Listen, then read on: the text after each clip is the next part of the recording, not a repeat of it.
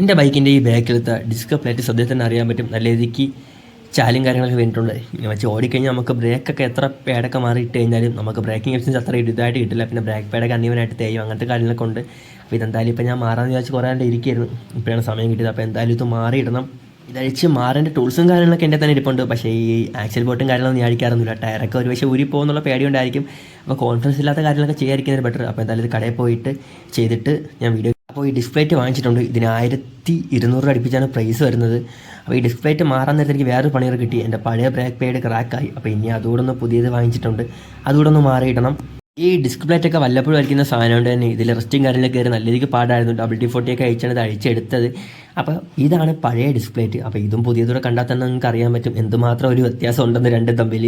ഡിസ്പ്ലേറ്റിൻ്റെ നട്ടും ബോൾട്ടൊക്കെ ഇടുന്ന ഒരു കാഴ്ചയാണ് നിങ്ങൾ കണ്ടുപിടിക്കും. ജസ്റ്റ് ഞാൻ റാൻഡമായിട്ട് എടുത്തുകൊണ്ടാണ് ഇതൊരു ഓർഡറും കാര്യങ്ങളൊന്നും ഇല്ലാതെ വരുന്നത്. അപ്പോൾ എന്തായാലും മാറുന്നുണ്ട് ഞാൻ വിചാരിച്ച് എൻ്റെ ബാക്കിൽ ഇതൊരു സെൻസറിൻ്റെ ഡിസ്ക് കൂടെ ഉണ്ട്, അതുകൂടെ വാങ്ങിച്ചിട്ടാണ്. ഇത് പ്രത്യേകിച്ച് ഉപയോഗങ്ങളും കാര്യങ്ങളൊന്നുമില്ല. ഞാൻ വെച്ച് കുറച്ച് ലുക്ക് കൂട്ടാൻ വേണ്ടി വാങ്ങിച്ചിട്ട് പിന്നെ ഇതിന് 100 അടുപ്പിച്ച പ്രൈസ് ഉള്ളൂ. പിന്നെ ഇത് ഊരുന്ന കൂട്ടത്തിൽ വെക്കുന്നതുകൊണ്ട് പ്രത്യേകിച്ച് ലേബറും കാര്യങ്ങളൊന്നും ആവുന്നില്ല. ഇത് നിങ്ങൾക്ക് വേണമെങ്കിൽ ചെയ്യാതിരിക്കാം. ജസ്റ്റ് ഒരു ലുക്കിൻ്റെ പർപ്പസിന് വേണ്ടി മാത്രമാണ് ഞാൻ ചെയ്തത്.